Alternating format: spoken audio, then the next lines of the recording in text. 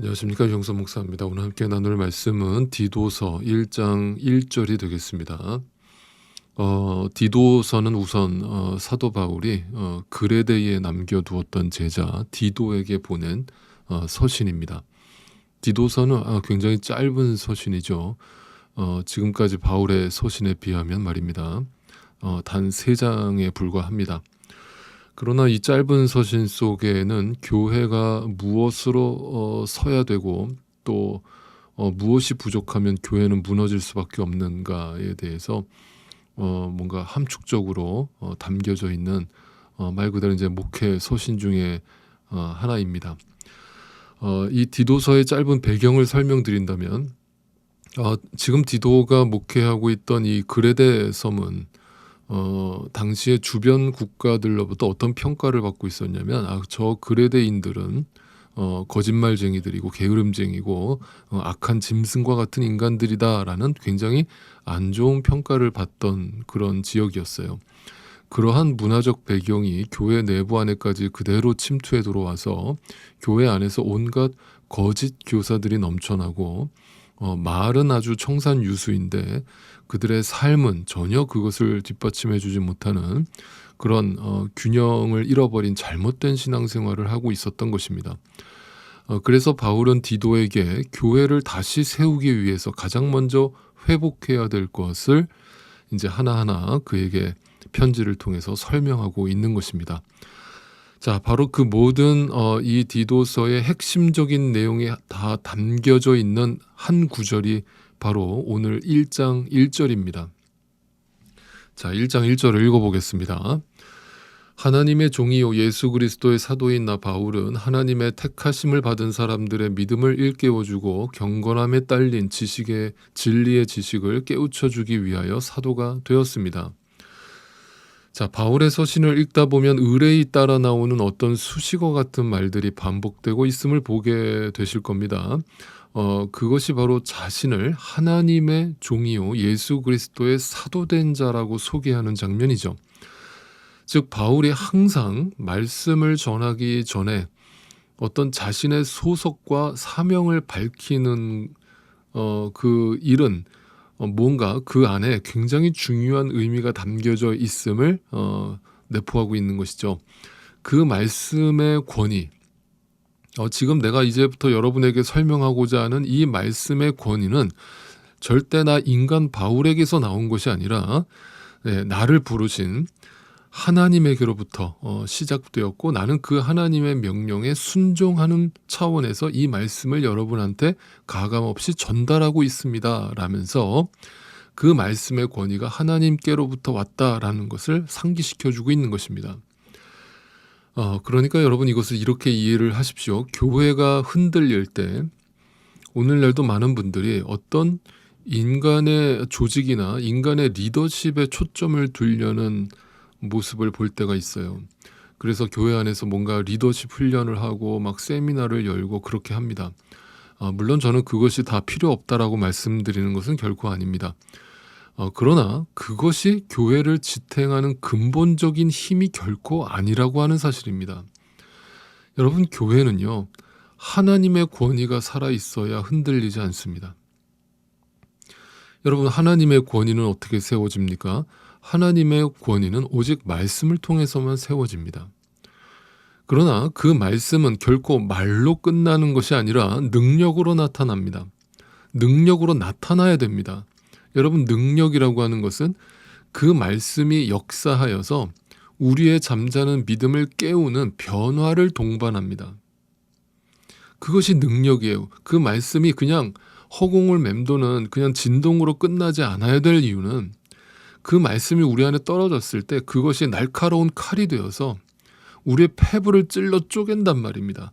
그러면 여러분 변화가 안 일어날래야 안 일어날 수가 없는 거예요.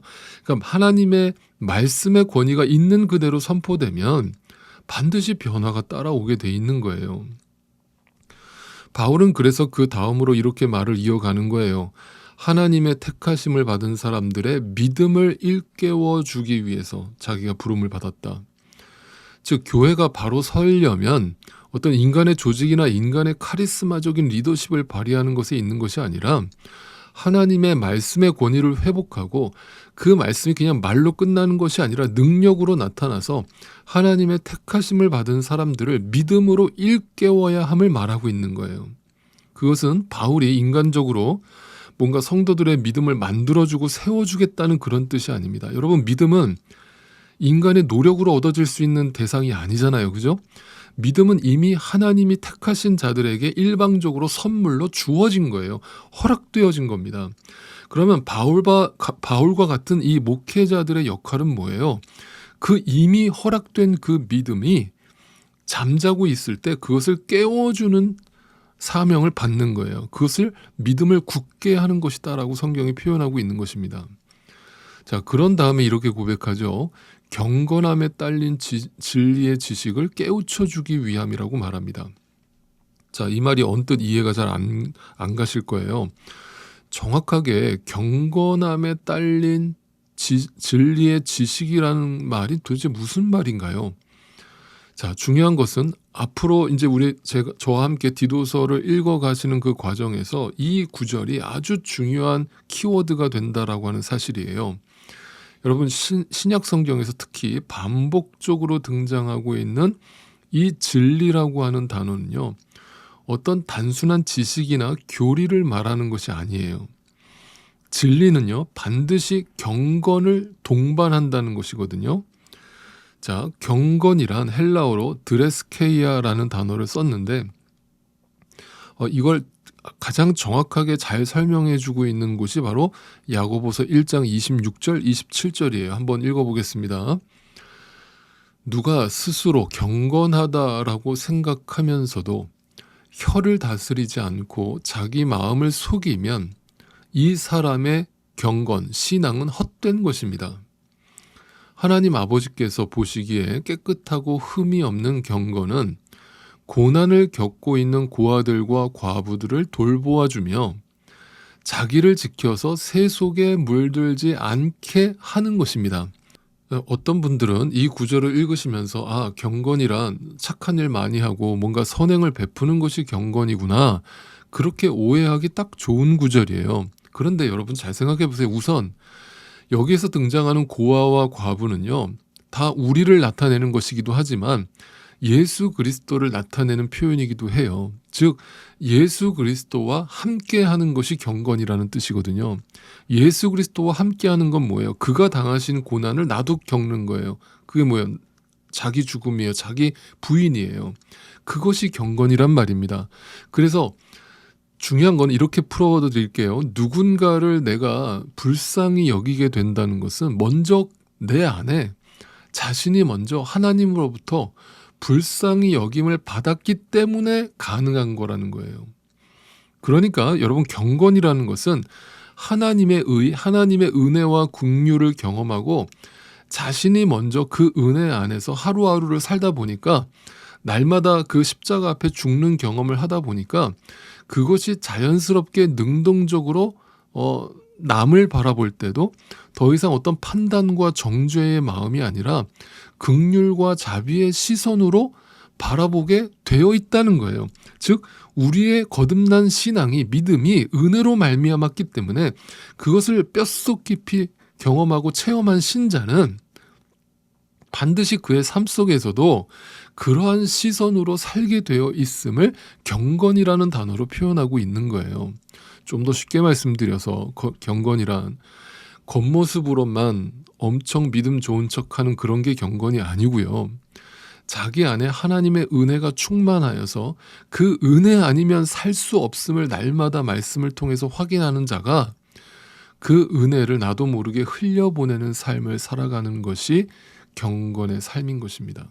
다시 1절로 돌아오세요.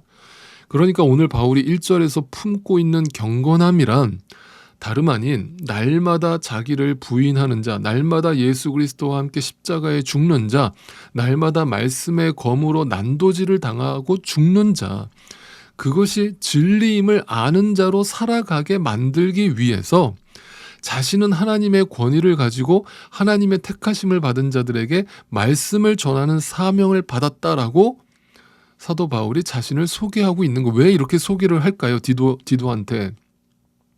당신도 목회자로서 이러한 마음으로 말씀을 전해야 되고 이러한 마음으로 말씀을 들어야 되고 교회는 결국 말씀의 권위가 회복되어야 교회는 회복됩니다. 흔들리지 않습니다. 라는 얘기를 하고 싶어서 이 1절에 그 모든 걸 다 담아서 함축적으로 표현하고 있는 거예요. 만약 이 바울의 말처럼 이러한 믿음과 경건함에 딸린 진리의 지식이 한 교회 안에서 그대로 드러나고 여과 없이 나타난다면 여러분 그 교회는 어떤 교회가 될까요? 그 교회가 여전히 더 이상 인간의 업적이나 노력을 높이 사려고 하겠습니까? 그 안에서 기복적인 신앙을 추구하겠습니까? 그 안에서 서로 험담하고 뒷담화하고 비난하는 삶을 살겠습니까? 교회 안에서는 온갖 은혜 다 받은 사람처럼 행동해 놓고서는 가정으로 돌아가서 자신의 직장과 학교와 사업터로 돌아가서 전혀 안 믿는 사람처럼 안 믿는 사람하고 똑같은 그런 가치관으로 살겠습니까? 네, 그럴 수 없는 것이죠. 그러니까 바울은 지금 온갖 거짓된 교리와 인간들의 거짓된 행위로 교회가 무너지기 일보 직전에 놓여있는 이 그레데에 있는 교회를 목회하고 있던 디도를 향해서 말씀의 권위를 바로 세워라. 그들의 믿음을 일깨워줘라. 참된 경건, 즉 날마다 자신을 부인함으로 하나님의 긍휼과 자비하심을 날마다 경험함으로 서로를 그런 은혜의 시선으로 바라보는 그런 교회를 만들어라. 그럴 때 너희 교회가 하나님의 교회로서 참된 교회로서 다시 서게 될 것이다 라고 지금 권면하고 있는 것입니다. 네, 말씀을 정리하겠습니다. 사도가 사도직이 어떤 자신을 위한 것이 아님을 분명히 알고 있었던 것처럼 오늘날 저와 같은 목사를 비롯해서 모든 성도님들이 또 교회가 이 점을 분명히 알고 있어야 한다라고 생각합니다. 목사가 목사 자신을 위해서 목사로 세움받은 것이 아니고 교회 역시 나의 어떤 목회적 성공이나 야망을 위해서 세워진 것이 아님을 분명히 인식해야 할 것입니다. 내 교회 또는 우리 교회를 부흥시키고 크게 만들라고 예수님이 피 흘리시면서 교회를 세우신 것이 아님을 또한 우리는 분명히 알아야 됩니다. 이것을 우리 모두가 함께 바라보고 함께 공유하고 분명히 인식하면서 신앙생활을 한다면 그 교회가 분명 이 세상으로부터 니네 교회는 좀 특이해. 니네 교회는 정말 아무것도 안 하는 것처럼 보여. 온갖 세상으로부터 이상하다는 말을 듣고 바보 같다는 말을 듣고 자신들과 다르기 때문에 틀렸다라고 인정받을지 몰라도 절대로 그 행실로 인해서 비난받는 것은 분명히 없을 것입니다. 잊지 마십시오. 하나님은 택한 자들의 믿음과 진리의 지식과 영생의 소망을 돕기 위해서 오늘 우리를 부르셨습니다. 그러므로 우리의 할 일은 지금 각자가 있는 그 자리에서 언제나 복음의 귀함과 가치를 나타내고 증거하는 자로 사는 것입니다. 이것을 위해 우리 자신부터 천하의 어떤 것보다도 귀한 것이 복음임을 분명히 오늘도 마음속에 담고 살아야 할 것입니다. 여러분, 이 복음이 전부입니다. 이 복음이 우리에게 보배입니다. 소중히 여기십시오. 값싼 은혜로 취급하지 마십시오. 그 복음이 오늘도 우리를 십자가 앞에 무릎 꿇게 할 때에 신자는 서로를 불쌍히 여기게 될 것이고, 그리고 나도 모르게 은혜로 말미암아 그들을 사랑으로 품고자 할 것입니다. 이 마음으로 살아가는 것이 진정한 하나님의 교회일 것입니다. 오늘도 바라옵기는 우리 함께하는 교회 안에 하나님의 말씀의 권위가 바로 세워져 있기를 바라고, 그 하나님의 말씀의 권위를 회방하고 무너뜨리고자 하는 모든 사탄의 권세들을 하나님께서 오늘도 물리쳐 주시고, 그 말씀의 능력이 오늘도 자기를 부인하게 하고 우리로 참된 경건에 이르게 하는 그 열매를 우리에게 허락해 주시기를 간절히 소망합니다.